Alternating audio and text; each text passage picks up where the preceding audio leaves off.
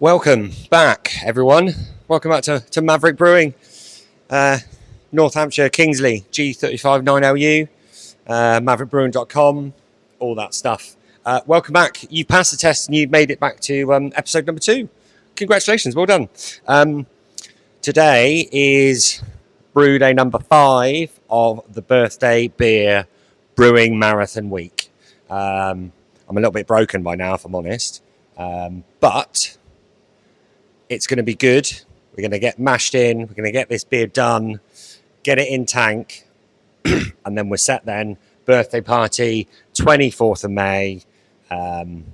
Cans being released on the web shop probably that day. So yeah, let's just get mashed in. Let's get it done. So hopefully this is you'll be able to see me. This is going to track me through. But we're just going to go and weigh out some salts. I call this sun's going to make things fun, isn't it, today? I turn my little scales on here. I'll show you this in a second. So I add all of my salts into the mash. I don't treat my water or my sparge water or anything like that. So all of the salts that I use all go directly into the mash, and then also dose salts into the kettle as well. I find that just helps me get a better end water profile for the for the beer style or beer that I'm looking for. Today is a beer called Luna, a nice big juicy hazy pale. This has been a bit of a favourite in the tap room, so we're rebrewing it for our birthday and then also put it into cans. First on the list, we've got 70 grams of calcium chloride, which I keep all my stuff in here. I've disappeared for a little bit, but I'll be back. So calcium chloride. Let's tear that. This is actually the same stuff that, like those things you used to have in the bathrooms for, taking moisture out of the air. It's exactly the same thing, calcium chloride. It loves moisture, so we have to keep it all covered. So we've got 70 grams of that. Next on the list is 65 grams of salt, and this is literally standard table salt, really. But this is adding more chlorides, but without the calcium. 65 grams going in here. Obviously, calcium levels above 100 in your big hazy beers is not ideal. Starts almost kind of making your hazy beers or soft hazy beers they lose their softness and they start going hard, and you get more of that kind of Burton kind of character. So there's that, and then 2 grams of calcium sulfate or gypsum, as it's commonly known. I like to add a little bit even into my hazy beers because it just adds a little bit of bite, adds a little bit of character, makes the beer a little bit more drinkable in my view. Also helps the hops shine a bit more. Go.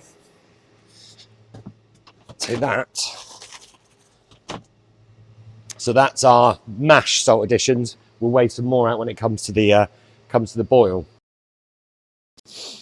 So yeah, got our salts here now, all weighed out, all in there. And then the salts that we're aiming for. Is that going to focus? So yeah, salts are here. Next thing to do is get our acid measured out. So next on the list is acid, so I can acidify my mash and get the pH where I want it. I'm shooting for 5.3 pH, which is, you know, right there in that ideal sweet spot for the enzymes in the mashing process. So I need 220 ml phosphoric acid. I use phosphoric acid over lactic or some of the other acids. Main reason for this is phosphoric acid has a really high taste threshold. So you can use a lot of it if you need to, and it doesn't impart any flavour into the wort at all. And also, it doesn't add any calcium again, or it doesn't add any other minerals. So it's absolutely mineral free. So again, it doesn't mess with my final water profile that I'm looking for. I've just gone to a touch over.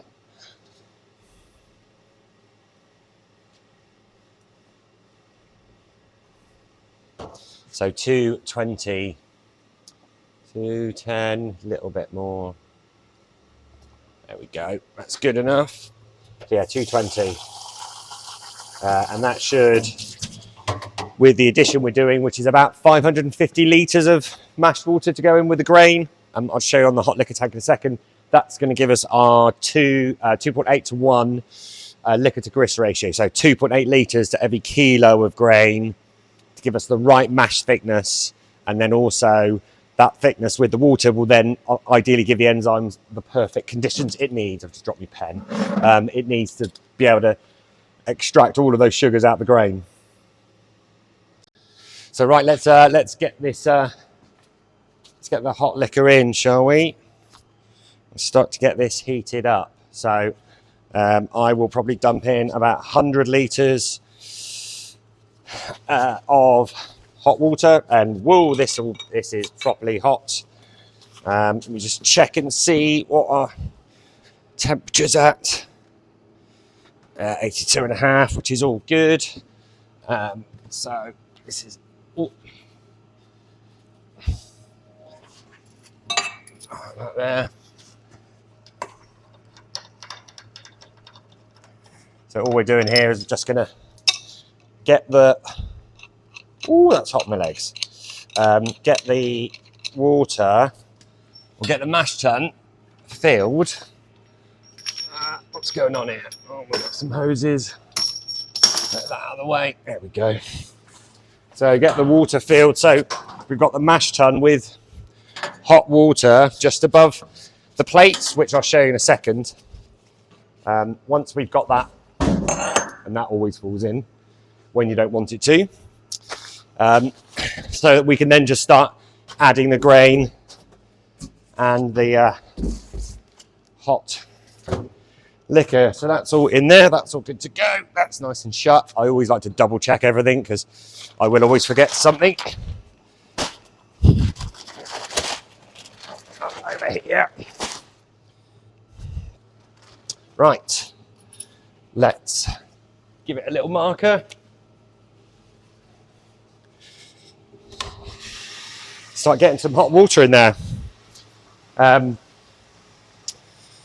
You'll notice I'm going to put in some rice holes. Every bag I put a handful of rice holes in.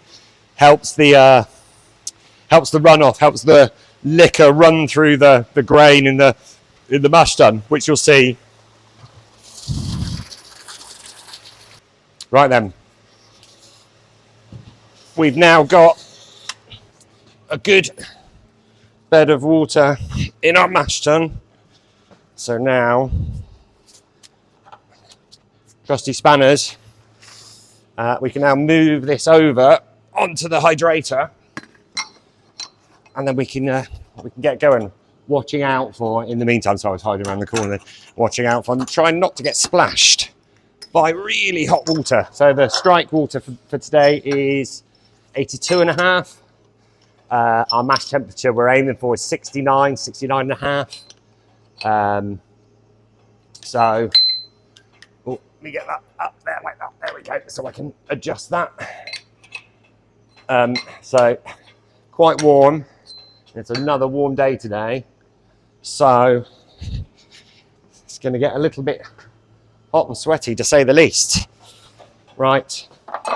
Great thing with having this auger is that I can preload the hopper with grain, and then it can be feeding in while I'm keeping an eye on it up there with a shovel, giving it a little bit of a stir. What I try and do is feed in some oats along the way, so you get everything kind of evenly dispersed, as it were.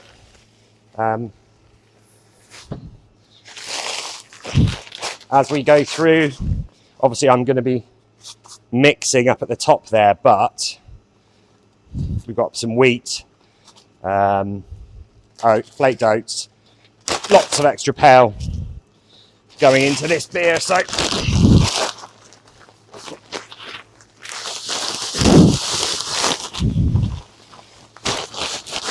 right then, that's all there, that's all set to go. I'll also be sprinkling in my mash salts along the way. It's 9 o'clock, let's get going, shall we? What do we get down to water-wise yet?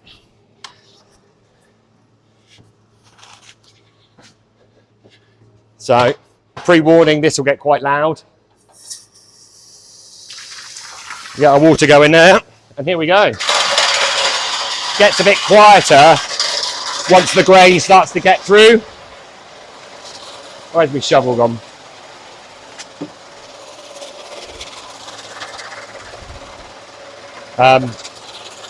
Grains are starting to come through now.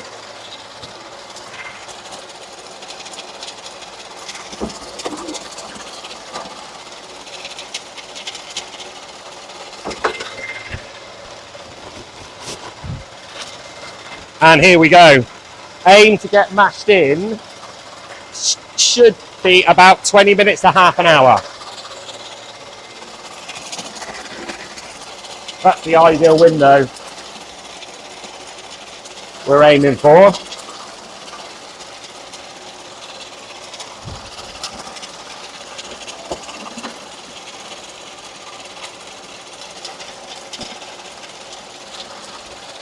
A little bit more water going, a little bit wetter. And I'll dribble in some of the acid along the way, same as the water treatment.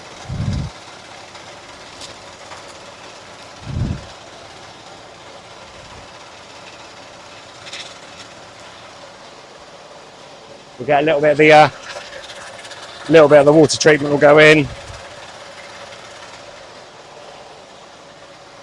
Add a little bit more. The old rice hulls.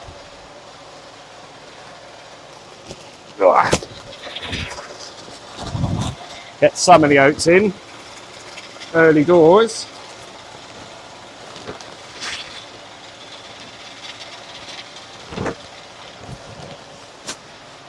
And we've got some wheat malt to go in as well.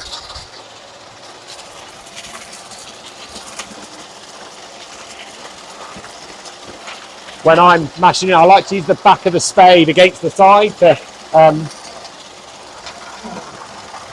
squash any dough balls that come through, but generally this thing is so good.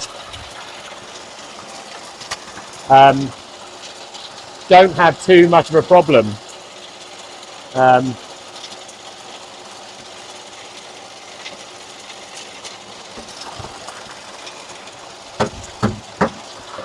All comes through quite nicely. Gets a little bit of wheat malt in.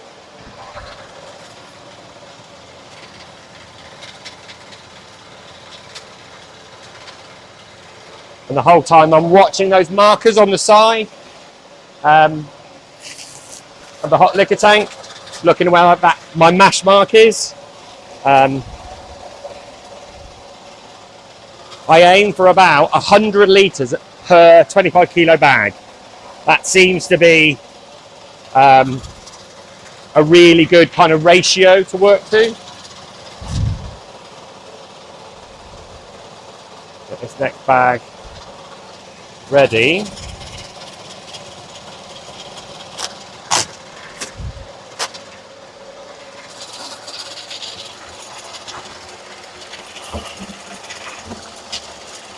can see the oats starting to come through.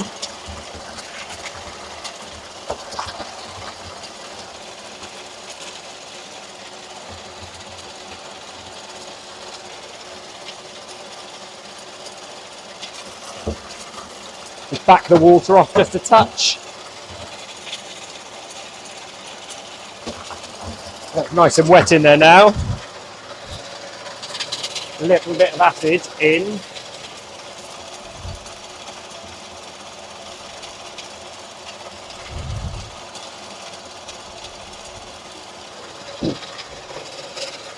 Get that mixed in.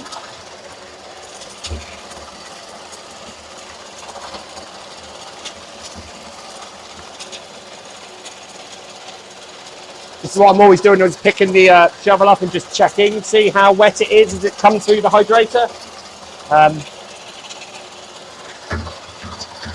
Let's get another bag of malt in. This is a lot more civilised than it used to be. Without this, we were literally, well, I was, or I've had Charlie help me, tipping it in by hand. You've probably seen the likes of Andy Thomason, that's how he does it.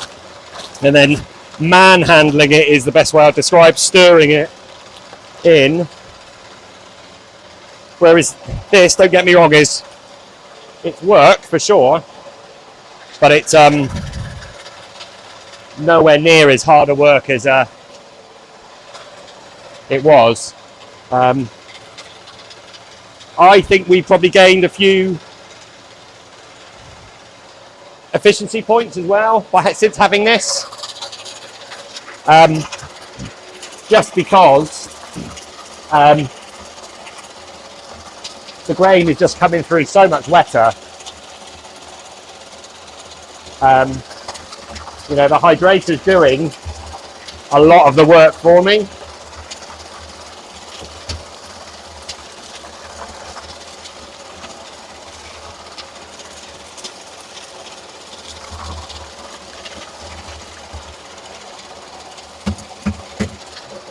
So it's less about having to stir loads of stuff in.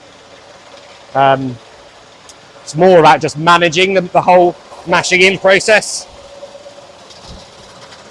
I'm being a little bit more liberal with the rice hulls early.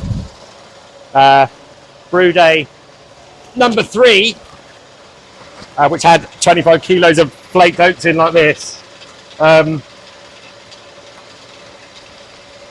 We didn't have a stuck sparge, but it probably was the slowest sparge known to mankind, which you'll see later was just over 2 hours.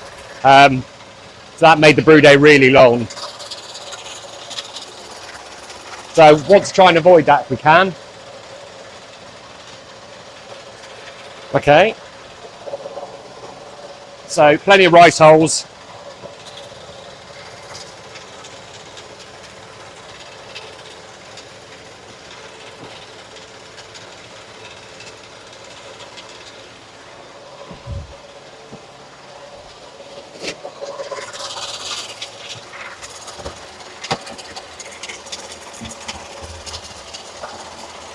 Just feed and stir, basically. Feed and stir.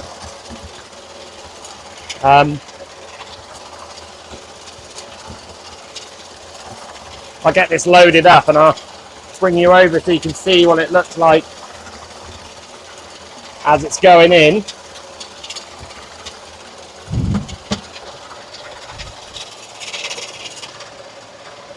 Got now 250 litres in. A little way to go. Get this bag in.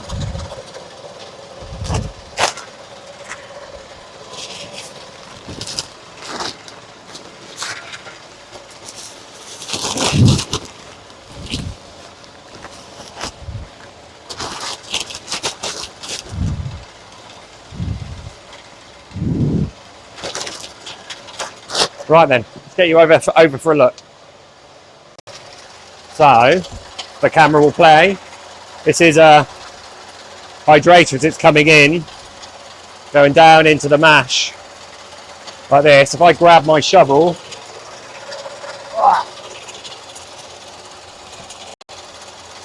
you see this, if I put my shovel in there, you can see how wet that is as it's coming through. And that's giving us the mash as it is. It's probably a little bit thin at the moment. I might just back the water off a little bit. But the water comes in the side here, into the hydrator, the grain falls down into this and it gets sprayed with water and then pops out here. There we go, mashing in. So yeah, back to it.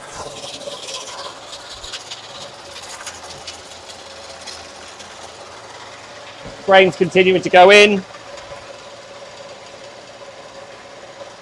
Got about another 280 litres to go, and whoops, pulled a bit off my glove.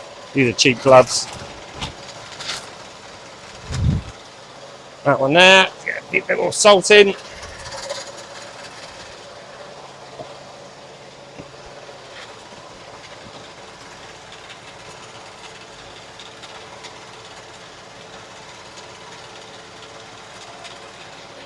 Cool. Get some more rice hulls on top of that.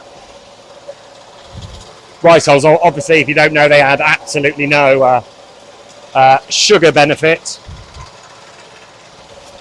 but they help with runoff. Cool. That's looking a bit thicker. That's better.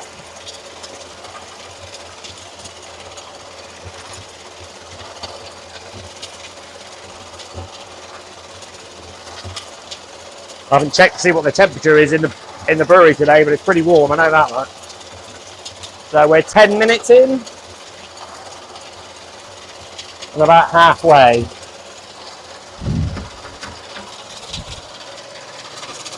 And it's warm.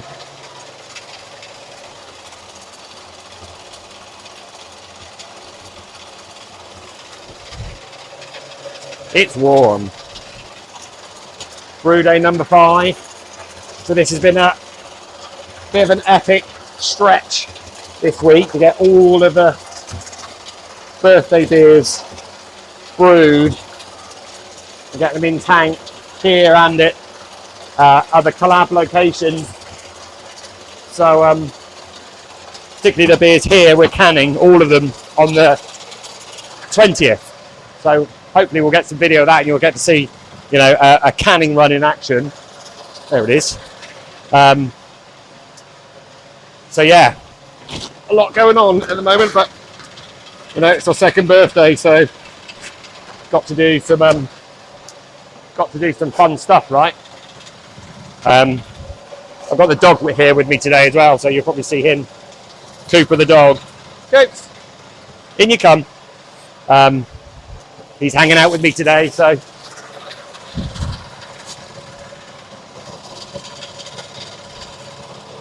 yeah, if you're new to the channel, thanks for watching. You've liked and subscribed and all that sort of stuff. This is great. This is just something that we thought it would be nice to do at Maverick. Show people a little bit about what it's like day-to-day operations in a commercial brewery. Like, we're only very small.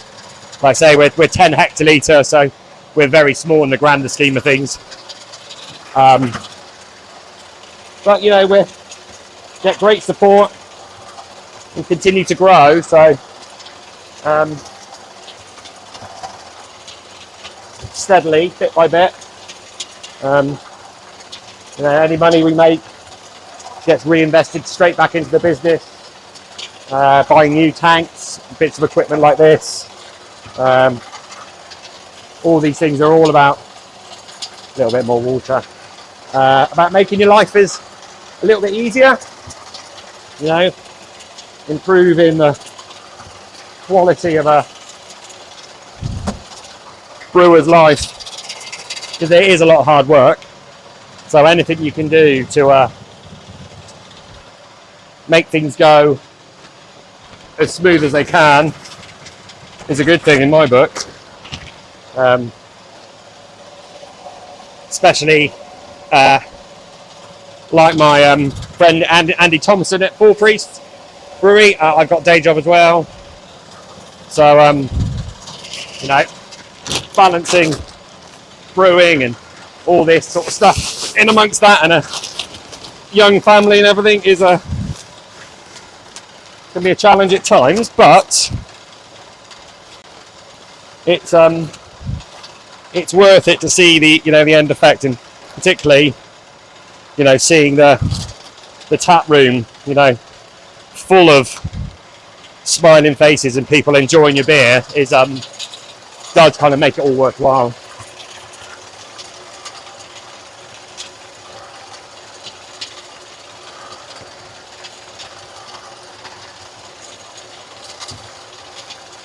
Let's get the last bit of that acid in there, I think.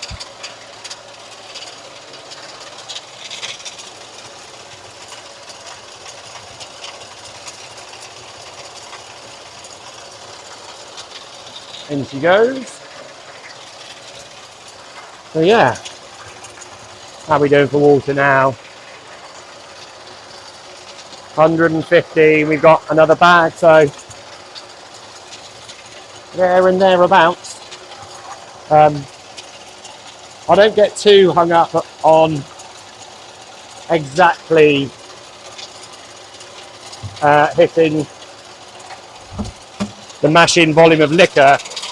I use Beersmith. The Beersmith says, because ultimately, whatever you don't use in the mash just rolls over into the sparge volume, because ultimately that's the amount of water you need to make the final volume, which for this is, in theory, final kegging volume should be about 900 litres. So I think we'll aim for just short of 1,000 in the kettle. Boil off losses through the whirlpool, all that sort of stuff, and then obviously a load of losses through dry hopping. Bugger. Oh no, I'm not supposed to swear, am I? Didn't mean to do that. Is that a swear word? I don't know.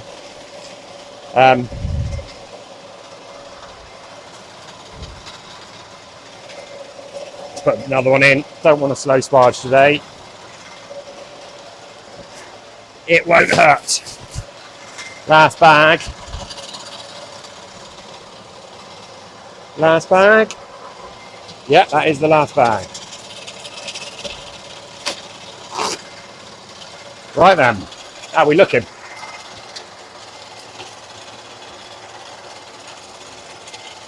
Bit more water.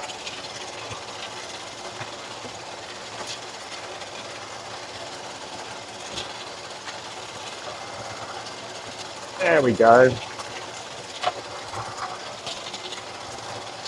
When you're using an auger like that, always make sure you finish on the lightest possible malt going through. Particularly if you're making a dark beer, the last thing you want is, there's always grain left in the auger that runs up through the middle here. The last thing you want is you're starting a Czech Pilsner or something like that, and the first slug of grain that comes out is some, extra black chocolate malt or something. Suddenly you're making a Schwartz beer or something like that. Gets a little bit splashy when it starts to get quite full, this one.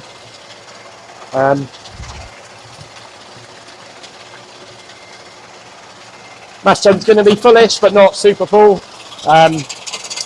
Nowhere near as full as the Imperial Stout we brewed about 5 weeks ago, that I was putting into those barrels in the previous episode. That was truly the fullest we've ever had this thing. It was more than brimmed. So that's the last bag going in. And we've got 120 litres to go if we need it.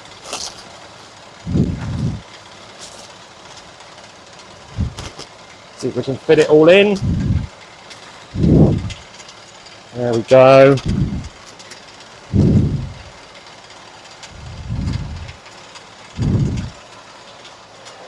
A little bit of spillage, but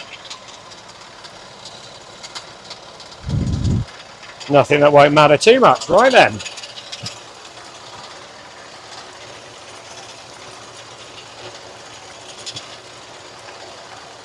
Yeah, there's loads of oats in this, so I think I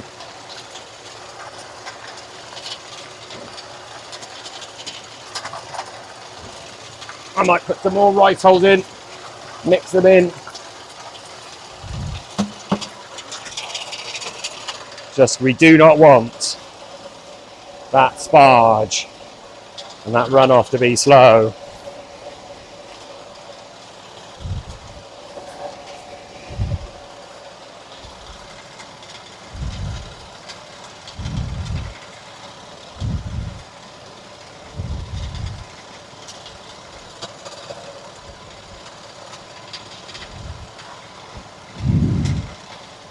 So try and get as much of that in there as we can, and I'm going to take a big handful and I'm going to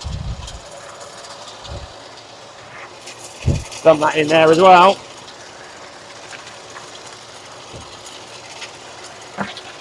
And then pray to the sparge gods.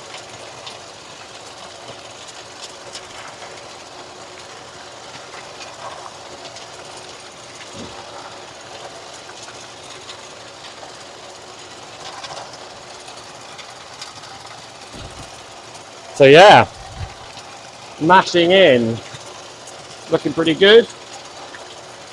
It's all the acid in, all of the minerals are in.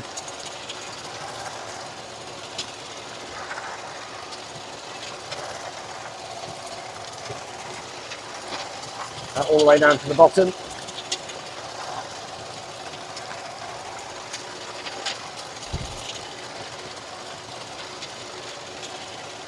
Mash thickness is looking good. Just did the old shovel check. No dough balls.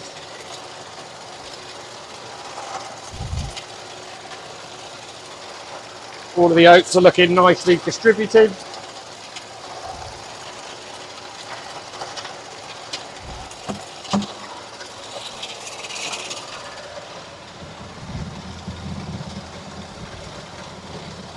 Make sure we got all the rice hulls mixed in as possible so they all make it out. I'm just going to go and grab my long temperature probe.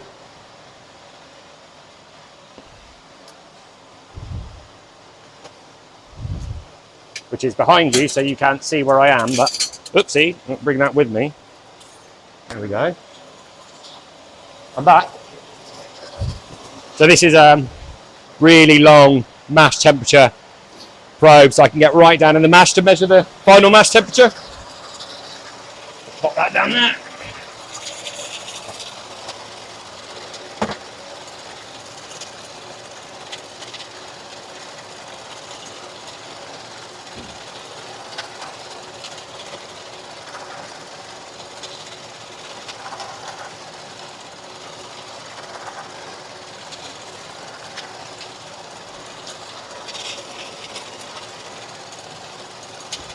Oh, there's a pool there, got that. Because I wasn't here looking, you see. I'm going to go and give that auger a little shake.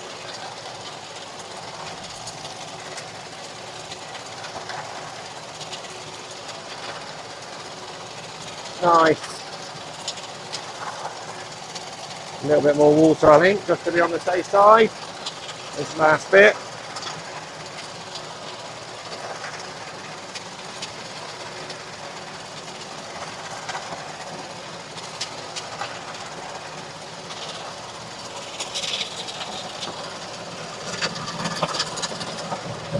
Give it a little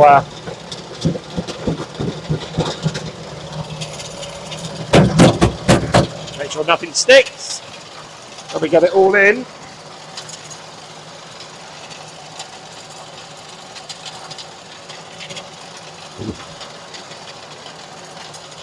And then we wait now. It goes, the auger goes super noisy. That's when you know all the grains come through, because it's loud now. So I got a bit of a frog in my throat this morning, but it's going to go super loud once all the grain comes through. And then we'll give it this a flush through with some, here we go, look. Turn the water up to flush the last of the grain out. And there you go.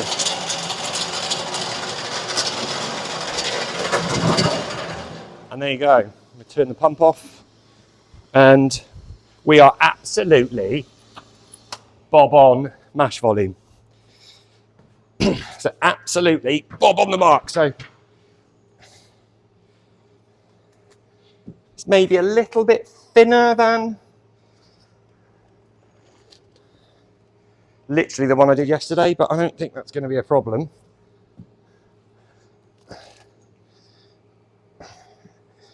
Hopefully nice and warm in there as well. All those rice hulls, hopefully. Let's check the temperature. Don't need that, so let's get that out of the way. Right then.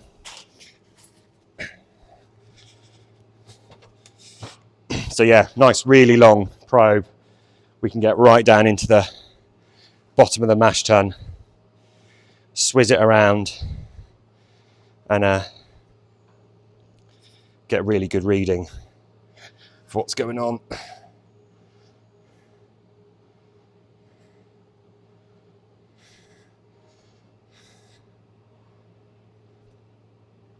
So I was aiming for 69. We've got 69.4, 69.5.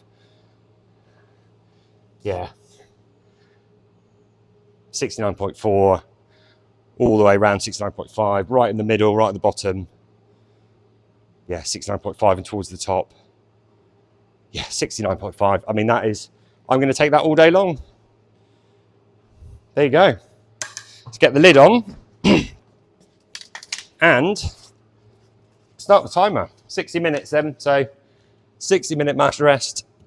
I will take a pH sample in about 30 minutes.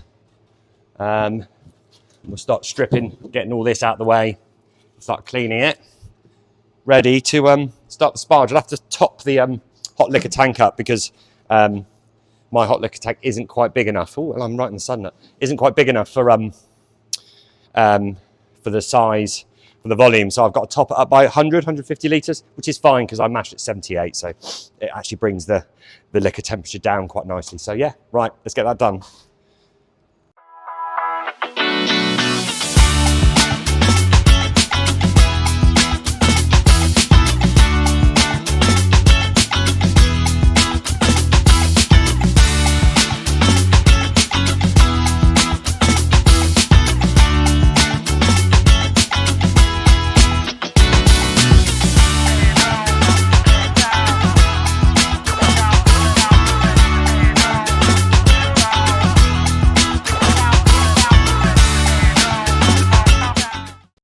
So I'll give you a quick rundown before we actually get to sparge, but I've got a control valve here.